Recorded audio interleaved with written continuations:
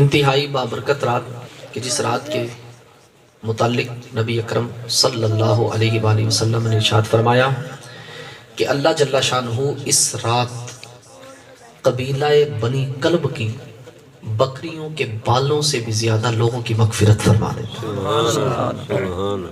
کسی کا لکھا ہوا شعر یاد آیا، اس یہاں سے کبھی ہم نے کنارہ نہ کیا، پر تو نے دل آزردہ ہمارا نہ کیا، ہم نے تو کی جہنم میں جانے کی بہت تجویز، مولا تیری رحمت نے یہ بھی گوارا نہ کیا۔ وہ بڑا رحیم ہے، وہ بڑا کریم ہے مالک۔ اس طرح کی راتیں ہمیں عطا فرما کر مالک بخشش کے ہمیں ذریعے دیتا ہے کہ میرا بندہ چلو اس رات نہیں اس رات آ جائے گا، چلو یہ رات نہیں اس رات آ جائے گا، چلو اس رات آ جائے گا، کسی رات تو میرا بندہ میرے دربار میں جھک جائے گا، کسی رات تو مجھ سے آ کر مانگ لے گا، آئے تو صحیح مانگے تو صحیح میں عطا فرما دوں گا۔ بڑی پیاری بات مولانا روم رحمۃ اللہ علیہ نے جو لکھی ہے نا، وہ ایک شخص تھا ساری رات بت کے آگے کھڑا ہو کر کہتا رہا یا صنم یا صنم، ہاتھوں سے تراشا وہ بت بھلا کیا جواب دیتا، پتھر بھی کبھی جواب دیتے ہیں۔ ساری رات کھڑا رہا یا صنم کی مالا جپتا رہا۔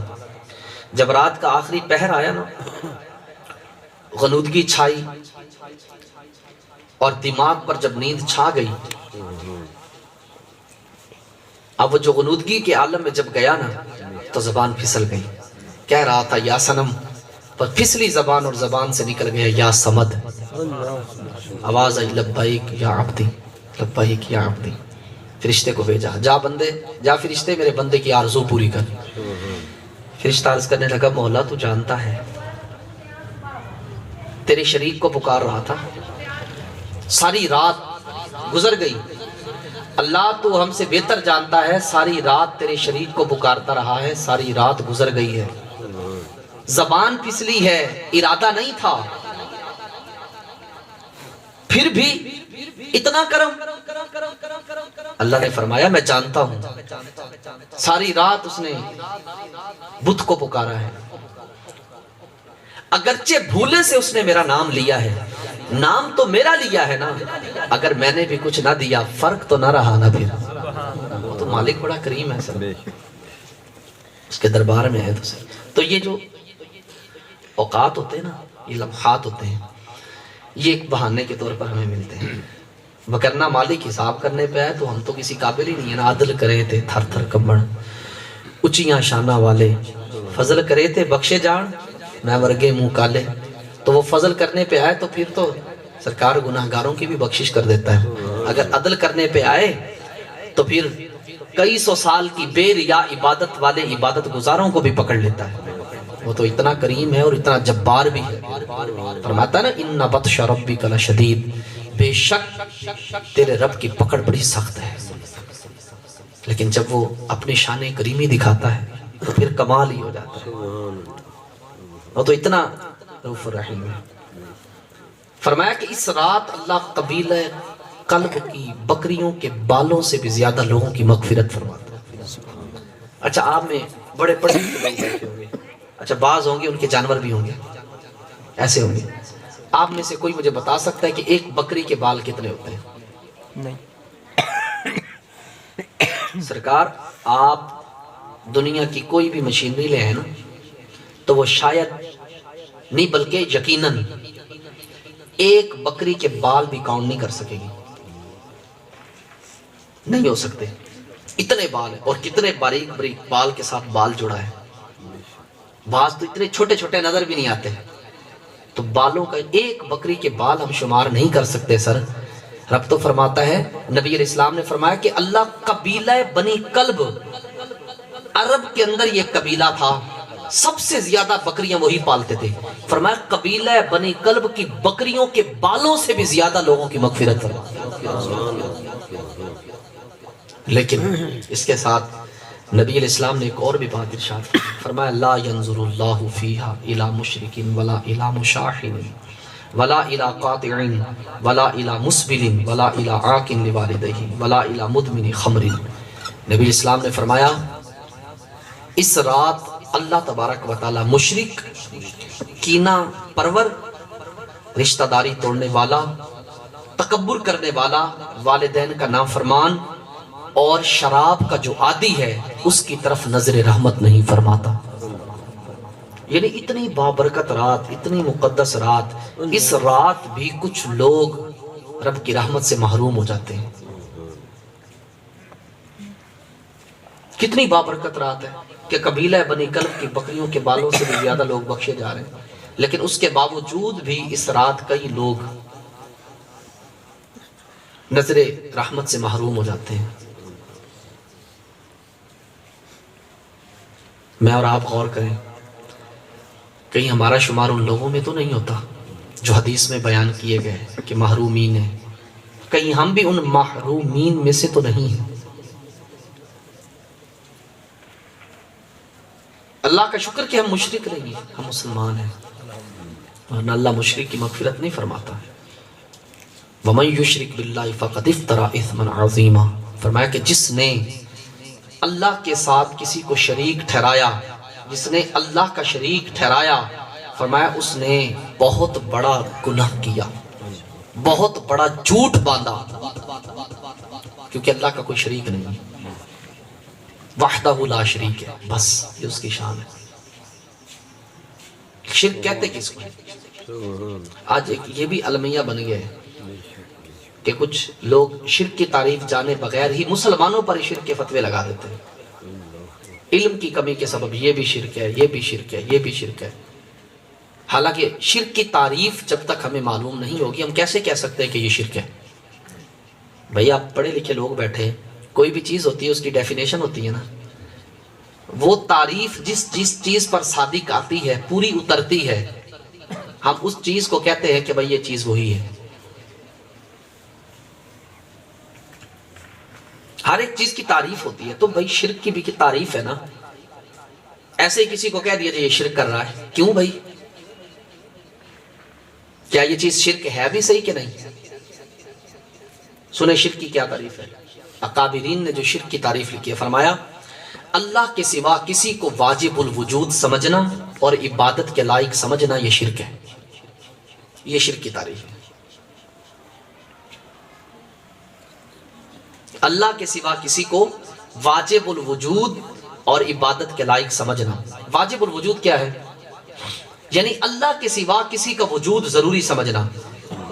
کائنات میں، عالمین کے اندر اللہ کے وجود کے سوا کسی کا وجود ضروری نہیں ہے۔ کچھ ہو نہ ہو مالک کا وجود پھر بھی ہے۔ جب یہ کچھ بھی نہیں تھا تب بھی تو مالک کا وجود تھا نا، جب کچھ نہیں ہوگا تب بھی مالک کا وجود ہوگا۔ تو اللہ کے سوا کسی کا وجود ضروری سمجھنا یہ بھی شرک ہے، اور اللہ کے سوا کسی کو عبادت کے لائق سمجھنا یہ بھی شرک ہے۔ یہ شرک کی تعریف ہے۔ بس اب ہم نوٹ کریں دنیا کے اندر کہ جس چیز پر یہ تعریف صادق آئے گی اس چیز کو تو ہم شرک کہہ سکتے ہیں، یا اگر کسی شخص پر یہ لازم آئے گی تعریف اس کو تو ہم مشرک کہہ سکتے ہیں، وگرنہ نہیں کہہ سکتے۔ کچھ لوگ ہیں وہ اللہ کو واجب الوجود تو سمجھتے ہیں، لیکن اس کے ساتھ ساتھ وہ اللہ کے سوا دوسروں کو عبادت کے لائق بھی سمجھتے ہیں، اس وجہ سے وہ مشرک بن جاتے ہیں۔ اب رہی بات، میں آپ کو یہ مثال چل پڑی ہے بات، تو میں آپ کو تھوڑی سی عرض کر دیتا ہوں۔ آپ جتنے بھی یہاں پر بیٹھے ہیں، کچھ ایسے لوگ ہوتے ہیں جو جاہل ہوتے ہیں۔ آپ میں سے جتنے بھی حضرات یہاں پر بیٹھے ہیں، آپ ان لوگوں سے جا کر پوچھیں جو لوگ یہ جہالت کرتے ہیں۔ کوئی بندہ ہے وہ کسی مزار پر گیا، اس نے جا کر سجدہ کر دیا، معاذ اللہ، استغفر اللہ، اس نے سجدہ کیا۔ ایک سوال میں آپ سے سادہ سا کر لیتا ہوں، آپ اس بندے سے جا کر یہ سوال کریں کہ بھائی آپ نے جو اس مزار پر سجدہ کیا ہے آپ نے کیوں کیا ہے؟ وہ اتنا ہی آپ کو بتائے گا، وہ کہے گا یار میں ان بزرگ کو بڑا عزت والا سمجھتا ہوں، میں نے تعظیم کے لیے سجدہ کیا۔ اتنا بتائے گا نا۔ جو بھی اپنی جہالت کی بنا پر مزارات پر جا کر سجدہ کرتے ہیں وہ اس بزرگ کو عبادت کے لائق سمجھ کر نہیں کرتے بلکہ ان کی تعظیم کی وجہ سے ان کو سجدہ کرتے ہیں۔ اگر عبادت کے لائق سمجھ کر کریں گے تو یہ شرک ہے، اور اگر تعظیم کی وجہ سے سجدہ کیا تو یہ بھی ہماری شریعت کے اندر حرام گناہ کبیرہ ہے، لیکن شرک نہیں ہے۔ یہ بات ذہن میں رکھیے گا۔ اب کتنے لوگ ہیں ایسی تصویریں بنا کر پوسٹیں وائرل کر دیتے ہیں، یہ دیکھیں جی مشرکین ہیں، معاذ اللہ ثم معاذ اللہ۔ آپ جاہل سے جاہل بندے سے بھی جا کر پوچھ لینا، اور بھائی اس مزار پہ سجدہ کیوں کیے ہے؟ عبادت کے لیے عبادت کر رہے تھے بزرگ کی؟ وہ کہے گا نہیں نہیں بھائی عبادت نہیں کر رہا تھا، میں تو ان کی تعظیم کی وجہ سے کر رہا تھا۔ تو تعظیم کی وجہ سے سجدہ کرنا حرام ضرور ہے، گناہ کبیرہ ہے، لیکن یہ شرک نہیں ہے۔ کتنی بڑی غلطی پر ہیں ہمارے معاشرے کے اندر لوگ کہ شرک کی تعریف معلوم نہ ہونے کی وجہ سے خواہ مخواہ میں مسلمانوں پر شرک کی باتیں ٹھوک دیتے ہیں۔ تو اللہ ہمیں ان چیزوں سے محفوظ فرمائے۔ فرمایا کہ اللہ مشرک کی بھی اس رات مغفرت نہیں فرماتا۔ نمبر 2، فرمایا جو کینہ پرور ہے، دل میں بغض رکھتا ہے، حسد رکھتا ہے اپنے مسلمان کے لیے، فرمایا اس کینہ پرور اور حاسد کی بھی اللہ اس رات مغفرت نہیں فرماتا۔ توجہ کیجئے گا، حضرت انس بن مالک رضی اللہ تعالیٰ عنہ سے ایک روایت موجود ہے، نبی اکرم صلی اللہ علیہ وآلہ وسلم صحابہ کرام علیہ رضوان کے درمیان بیٹھے تھے، اور آقا علیہ السلام نے حضرات صحابہ کرام علیہ رضوان سے ارشاد فرمایا کہ ابھی جو شخص آئے گا نا وہ جنتی ہوگا۔ سبحان اللہ۔ صحابہ فرماتے ہیں کہ ہم نے دیکھا ایک انصاری شخص آئے، ان کی داڑھی سے وضو کے قطرے ٹپک رہے تھے، اپنے بائیں ہاتھ میں جوتی اٹھائی تھی، اور آ کر مجلس رسول اللہ صلی اللہ علیہ وسلم میں بیٹھ گئے۔ صحابی فرماتے ہیں کہ اگلے دن پھر حضور نے یہی فرمایا، فرمایا ابھی جو شخص آئے گا وہ جنتی ہوگا۔ کہا کہ پھر وہی انصاری صحابی ہے۔ کہا کہ تیسرا دن آیا، تیسرے دن بھی نبی علیہ السلام نے فرمایا ابھی جو شخص آئے گا وہ جنتی ہوگا۔ کہا کہ تیسرے دن بھی وہی ہے۔ کہا کہ ہم حیران ہوئے کہ نبی علیہ السلام دنیا میں اس کو جنتی فرما رہے ہیں۔ حضرت عبداللہ بن عمر بن عاص رضی اللہ تعالیٰ عنہ فرماتے ہیں کہ جب وہ گئے نا تیسرے دن، میں بھی ان کے پیچھے چل پڑا، اور میں نے جا کر ان سے کہا، میں نے کہا حضرت ٹھہریے، میں اپنے والد کو قسمیں دے کر اس بات پہ اصرار کر کے آیا ہوں کہ میں 3 دن تک ان کے پاس نہیں جاؤں گا، تو آپ اگر 3 دن مجھے اپنے پاس ٹھہرا لیں تو آپ جو نیک اعمال کرتے ہیں آپ کی اقتداء میں بھی کر لوں گا۔ آپ نے فرمایا آ جاؤ، گھر لے کر گئے۔ حضرت عبداللہ بن عمر بن عاص فرماتے ہیں، فرمایا 3 راتیں اس کے پاس رہا، میں 3 راتیں گزاری۔ کہا کہ رات کو سو جاتا، کوئی عبادت نہیں کرتا تھا۔ کہا کہ صبح فجر کی نماز کے لیے اٹھتا، نماز پڑھتا، بس۔ کہا کہ لیکن جب بھی وہ بات کرتا نا خیر کی کرتا، کوئی بری بات نہ کرتا۔ کہا کہ جب 3 دن مکمل ہوئے نا تو میں نے یہ خیال کیا کہ یار 3 دن کی محنت ضائع ہو گئی، کچھ بھی ہاتھ نہیں آیا۔ میں تو یہ نیت لے کر آیا تھا کہ جس کے بارے میں حضور فرما رہے ہیں 3 دن فرماتے رہے مسلسل کہ یہ جنتی ہے، سوچا تھا رات کو لمبے لمبے سجدے کرتا ہوگا، رات کو عبادت کرتا ہوگا، اس نے تو کچھ ہی نہیں کیا، میری تو ساری محنت ضائع گئی۔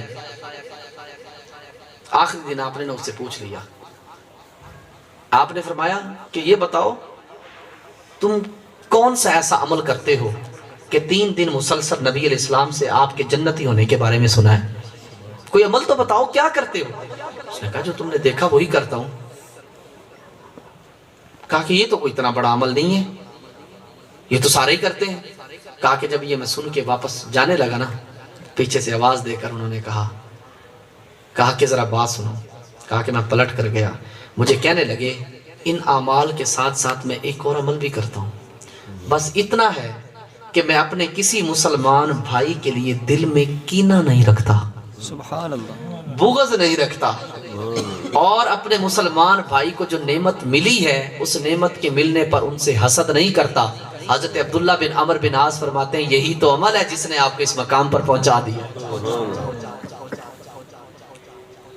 کہا کہ ہم میں طاقت نہیں ہے اس عمل کی، آج ہم میں اور آپ غور کر لیں کتنا بڑا یہ مرض ہے کہ جس کے دل میں مسلمان کے بارے میں کینہ پروری ہو، بغض ہوگا، حسد ہوگا، اس رات اللہ اس پر نظر رحمت نہیں فرمائے گا۔ میں اور آپ غور کریں یار، کہیں ایسا تو نہیں ہمارے دل میں کسی مسلمان بھائی کے لیے کینہ تو نہیں، کہیں بغض تو نہیں، کہیں حسد تو نہیں؟ اگر ہے تو آج رات توبہ کر لیں، اللہ سے رو کے التجا کر لیں گے، الہی فلاں کے بارے میں رکھتا تھا لیکن اب مولا تیری رحمت کی خاطر اللہ تیری رحمت حاصل کرنی ہے، اللہ مجھے معاف فرما دے، آج کے بعد اپنے دل کو اپنے مسلمان بھائی کے لیے صاف اور شفاف کر دوں۔ تیسرا شخص جس سے اللہ قیامت کے دن آج رات جس پر اللہ رحمت کی نظر نہیں فرماتا، رشتہ داری کو توڑنے والا۔ آج ہم چھوٹی چھوٹی باتوں پر رشتہ داریاں توڑ دیتے ہیں، چھوٹی چھوٹی باتوں پر۔ باتیں کیا ہوتی ہیں؟ انہیں رشتہ نہیں سی دیتا، میں جانا کوئی نہیں، سارے گھر دے لوگ وہ نہیں جانا، پتر نہیں جانا، انہوں نے ساڈا رشتہ داری توڑ دی۔ میں جے منگیا سی مینوں تے نہیں دیتا رشتہ، وہ غیراں چ دیتا۔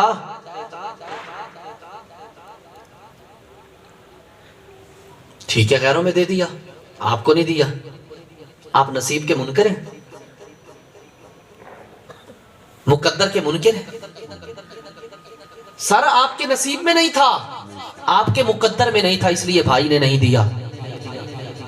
نصیب میں ہوتا تو سر چل کے آتا، نصیب میں نہیں تھا، مقدر میں نہیں تھا۔ اب مقدر سے لڑ، بھائی سے نہیں لڑ رہے آپ مقدر سے لڑ رہے ہیں، آپ نصیب سے لڑ رہے ہیں۔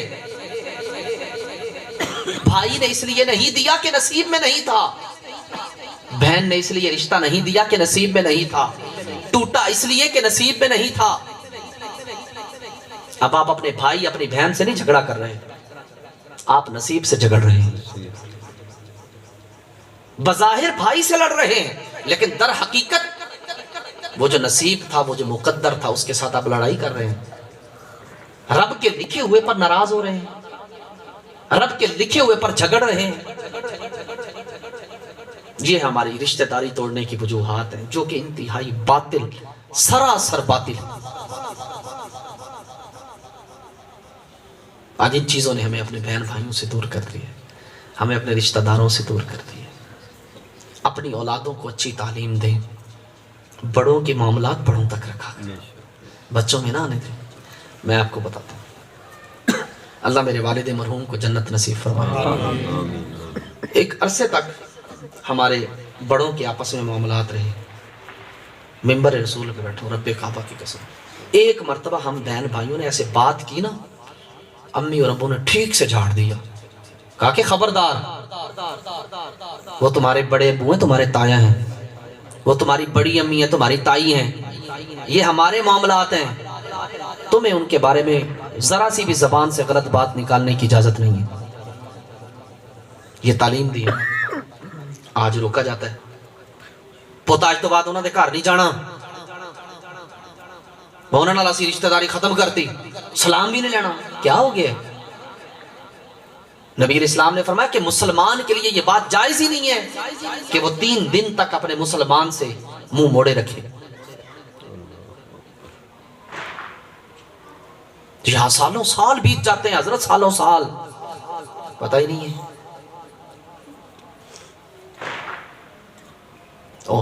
ایک اور بھی بیماری ہے رشتہ داری توڑنے کی، یہ جو نیوتا ہے نا نندر، انہیں ساڑھے 80 گیا سی 2000 دے کے آئے تھے، وہ بھی 2000، وہ رشتہ داری ختم کر گئے، فٹے منہ یار، اللہ معاف کرے۔ آپ کے نزدیک رشتہ داری 2000 کی ہے، مامے چاچے کا پھپھی کا رشتہ، تائے کا رشتہ 2000 کی قیمت آپ نے لگا دی، مطلب اس سے بڑا بھی کوئی گھٹیا پن ہو سکتا ہے؟ مجھے پتہ ہے کہ ہم نے رشتوں کی ہم نے قیمتیں لگائی ہوئی ہیں۔ جے وہ 200 روپے ود دے دندا سینوں تے چاچا بھی سی، تایا بھی سی، پھپھی بھی سی، مامی بھی سی، جنہیں ایسی دے کے انہیں دیتے تھے، رشتہ داری ختم۔ یہ بیماری بھی ہمارے اندر بہت گھر کر چکی ہے، نہ کریں ایسا یار۔ فرمایا کہ جو شخص رشتہ داری توڑنے والا ہوگا اس رات اللہ اس شخص پر بھی نظر رحمت نہیں فرمائے گا۔ پانچواں شخص نبی علیہ السلام فرماتے ہیں، فرمایا تکبر کرنے والا۔ تکبر کس کو کہتے ہیں؟ ایک میں اس کا آپ کو ٹیسٹر دیتا ہوں، ٹیسٹر کہ آپ نے تکبر کو کیسے ٹیسٹ کرنا ہے، میرے اندر ہے کہ نہیں۔ اگر کسی کی تعریف ہضم نہ ہونا تو سمجھ لے کہ اندر تکبر کھڑا ہے۔ کسی کی تعریف ہضم نہ ہونا تو سمجھ لے اندر تکبر کھڑا ہے، کیونکہ جب بندے کے اندر تکبر اور حسد ہوتا ہے نا تو تعریف کسی کی ہضم نہیں ہوتی۔ یہ بالکل آسان سا میں نے آپ کو ایک ٹیسٹر بتایا ہے، لگا کے چیک کیا کریں۔ جب یہ کیفیت بنے نا کہ کسی کی تعریف نہیں ہضم ہو رہی، فوراً لاہور شریف پڑھے، یار میرے اندر تکبر آ رہا ہے، معاذ اللہ۔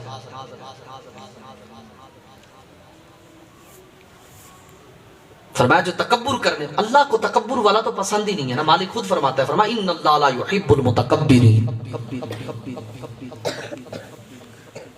تکبر کرنے والوں کو وہ پسند نہیں فرماتا۔ کیوں؟ سب سے بڑا متکبر اللہ ہے، سب سے بڑا متکبر کا مطلب ہوتا ہے بڑا، سب سے بڑی ذات رب کی ہے، بڑائی اسی کے لیے ہے۔ کوئی اس کے آگے بڑا بنتا ہے نا تو پھر اس کو یہ بات پسند نہیں ہے۔ ہاں جو عاجزی کرتا ہے، من تواضع للہ فرفعہ اللہ، مالک فرماتا ہے جو میری ذات کے لیے جھک جاتا ہے پھر میں اسے بلند کر دیتا ہوں۔ سبحان اللہ، سبحان اللہ۔ مالک فرماتا ہے جو اکڑتا ہے نا تو پھر میں تو اس کو پسند ہی نہیں کرتا، جس کو پسند نہیں کرتا اس کو دوں گا خاک، اس کو تو پھر مالک ذلیل کر دیتا ہے۔ کوشش کریں اپنے اندر بڑائی نہ، عاجز بندے بن جائیں، عاجز جھکنے والے۔ کوئی کچھ کہے نا پہل کیا کریں، آگے پہل کریں۔ بعض دفعہ یہ بھی آ جاتی ہے دل میں کیوں پہل کروں، میرا کوئی قصور تھا؟ نہیں ہوگا آپ کا قصور، پھر بھی پہل کر لیں۔ آپ حق پر ہوں گے پھر بھی پہل کر لیں، یہ آپ کا بڑا پن ہے کہ آپ نے پہل کی۔ حق پر ہونے کے باوجود جو جھک جاتا ہے اصل طاقتور تو وہی ہے، اصل پہلوان تو وہی ہے۔ دنیا داروں کی نظر میں پہلوانی اور بات ہے، اللہ اور اس کے رسول کی نظر میں جو پہلوانی ہے وہ تو یہی ہے نا، حق پر ہونے کے باوجود جھک جائیں آپ، بڑا تو وہی ہے۔ چھٹی چیز، وہ شخص جو اپنے والدین کا نافرمان ہے، فرمایا قیامت کے دن آج رات اللہ اس پر بھی نظر رحمت نہیں فرمائے جو والدین کا نافرمان۔ ایک بات اپنے ذہن میں رکھیے، اب میں دو باتیں بیچ میں آ رہی ہیں کہ شاید ہو نا کہیں کسی کا ذہن پلٹ نہ جائے اس طرف، کہ ہونے تک قاری صاحب نے آکھیا کہ والدین جو ہیں وہ روکتے ہیں رشتہ داروں سے نہیں بولنا، تو اگر ہم نے والدین کی نہ مانی تو کہیں نافرمان نہ ہو جائے۔ تو یاد رکھیے گا، جہاں پر شریعت کے خلاف والدین کوئی بات کر دیں ان کی بات نہ ماننا یہ نافرمانی نہیں ہے۔ ایک طرف اللہ اور رسول کا حکم ہے، ایک طرف ماں باپ کا حکم ہے۔ اب آپ بتا دیں دونوں میں سے کس کا حکم ماننا چاہیے؟ بتائیں نا ذرا، تو پھر نافرمانی تو نہ ہوئی۔ ہم نے اللہ اور اس کے رسول کا فرما بردار بننا ہے۔ جہاں پر انہوں نے فرما دیا کہ یہاں پر والدین کی فرما برداری کرنی ہے سو کرنی ہے، جہاں پر منع کر دیا وہاں نہیں کرنی۔ ماں باپ کہتے ہیں داڑھی مڈا دو، نہیں مانیں گے، لیکن اکڑ نہیں کرنی آگے والدین، ایسے انداز میں لے کر چلیں کہ ان کو تکلیف نہ ہو۔ بس اگر وہ یہ کہتے، اس بات سے اگر انہیں تکلیف ہوتی ہے کہ اس نے میرا حکم نہیں مانا، داڑھی نہیں منڈوائی، تو اس تکلیف پر آپ کو کوئی گناہ نہیں ملنے والا۔ یہ بات اپنے ذہن میں رکھیے۔ فرمایا کہ جو شخص والدین کا نافرمان ہے اس رات اللہ اس پر بھی نظر رحمت نہیں فرماتا۔ نبی علیہ السلام نے ایک مرتبہ ارشاد فرمایا، صحیح مسلم کے اندر حضرت ابو ہریرہ فرماتے ہیں، فرمایا آقا اسلام نے فرمایا ناک خاک آلود ہو گئی، پھر فرمایا ناک خاک آلود ہو گئی، پھر فرمایا ناک خاک آلود ہو گئی۔ صحابہ نے عرض کی حضور کون ہے، کس کی ناک خاک آلود ہو گئی؟ فرمایا کہ جس نے اپنے والدین دونوں یا دونوں میں سے کسی ایک کو بڑھاپے کی حالت میں پایا اور ان کی خدمت کر کے جنت حاصل نہ کر سکا تو اس کی ناک خاک آلود ہو گئی۔ مطلب یہ ہے کہ وہ منہ کے بل اوندا گرا اور تباہ و برباد ہو گیا۔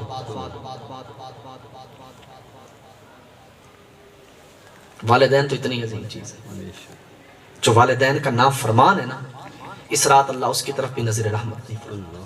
اور فرمایا ولا الی مدمن خمر، فرمایا جو شراب کا عادی ہے اس کی طرف بھی اللہ نظر رحمت نہیں فرماتا، اور جو جوا کھیلنے والا ہے فرمایا اس کی طرف بھی اللہ نظر رحمت نہیں فرماتا۔ آج جوے کی قسمیں آ گئی ہیں ہمارے اندر، یہ جو پیسے کھیلتے ہیں نا بچے، یہ جوا ہے۔ ہم تو کہتے ہیں چھوٹی چھوٹی بات پہ شرط لگا لیتے ہیں، تاش کھیل رہے ہیں بوتل کی شرط لگی، کچھ ہم نے تو شرط عادت بنتی ہے۔ سنوکر گیموں پر جا کر دیکھیں، جوا لگ رہا ہے، جانور لڑائے جاتے ہیں، ظلم کیا جاتا ہے جانوروں پر، جوا لگایا جاتا ہے، حرام گناہ کبیرہ ہے۔ جانوروں کو لڑانا، ان کو تکلیف میں مبتلا کرنا، یہ حرام گناہ کبیرہ ہے، کیونکہ رسول کریم علیہ السلام نے اس سے منع فرمایا ہے۔ جو پاہیوں کو آپس میں لڑانے سے، جانوروں کو لڑانے سے منع فرمایا ہے۔ کتے لڑائے جاتے ہیں، کتوں کو دیسی گھی کھلا رہے ہوتے ہیں اور باپ چارپائی پہ مریض پڑا ہے۔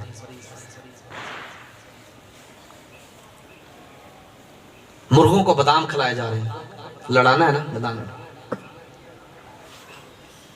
اور گھر والے دوائی کو ترس رہے ہیں، پھر جا کر مرغے لڑانا، ان پہ ظلم و ستم کرنا۔ یہاں تک بتایا گیا کہ جو بیل لڑائے جاتے ہیں، ان کی جو آنکھوں پر وہ جو کھوپے سے چڑھائے جاتے ہیں، پہلے ان کے اندر مرچیں ڈالی جاتی ہیں کہ تیز بھاگیں گے، معاذ اللہ۔ اور دورانے بیل دوڑانے کے بلیڈ کے ساتھ ٹک مارے جاتے ہیں، انہیں تکلیف ہوگی اور بھاگیں گے۔ اللہ اکبر، نعوذ باللہ من ذالک۔ کتنا بڑا ظلم ہے جانور کے ساتھ۔ وہ بے زبان ہے اس لیے، وہ بول نہیں سکتا اس لیے، لیکن یاد رکھنا قیامت کے دن ان کو زبان ملے گی، زبان، اور حضرت ہماری زبان پھر بند ہو جائے گی۔ الیوم نختم علی افواہہم، منہ پر مہر لگ جائے گی، وتکلمنا ایدیہم، ہاتھ باتیں کریں گے، وتشہد ارجلہم بما کانوا یکسبون، پاؤں پھر گواہی دیں گے اس سارے کیے کہ جو دنیا میں کرتے تھے۔ کتنی بری لت ہے جوے کی۔ جو شخص جواری ہے نا، جواری، اس پر بھی اللہ اس رات نظر رحمت نہیں فرماتا۔ نبی علیہ السلام نے ایک شخص کو کبوتر کے پیچھے بھاگتے ہوئے، کبوتری تھی اس کے پیچھے بھاگتے ہوئے دیکھا، تو آقا اسلام نے فرمایا شیطان شیطانہ کے پیچھے بھاگ رہا ہے۔ کئی مرتبہ ایسے واقعات آئے، کبوتر پکڑتے ہوئے مکان کی چھت سے گرا اور مر گئے، چوہے لگانے، چیزیں یار اللہ نے رزق حلال دی ہے وہ کھاؤ، حرام کھانے کی عادت پڑ گئی ہے کیا معاذ اللہ؟ رزق حلال ہم کیوں نہیں کھاتے؟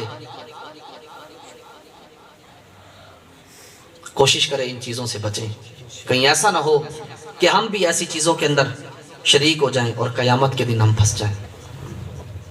اللہ نے قرآن میں فرمایا انما الخمر والمیسر والانصاب والازلام رجس من عمل الشیطان، فرمایا یہ شراب پینا، جوا کھیلنا، پان سے نکالنا، نجومیوں کے پاس جانا، فرمایا یہ سارے کام شیطانی کام ہیں، یہ رحمانی کام نہیں ہے، شیطانی کام، ان سے بچیں، کوشش کریں ان چیزوں سے دور رہیں، اور اگر کبھی ایسے کام کیے ہیں تو آج رات اللہ سے توبہ کر لیں، مولا ہمیں شرک سے بھی محفوظ فرما دے، اللہ ہمارے دل سے کینہ بھی دور فرما دے، اگر کسی کے لیے تھا تو توبہ کر لیں، معافی بھی مانگیں اس سے، اور رشتہ داری نہ توڑیں، تکبر سے بچیں، والدین کی نافرمانی سے بچیں، شراب نوشی سے اور چوہے کی پوری لعنت سے بچیں،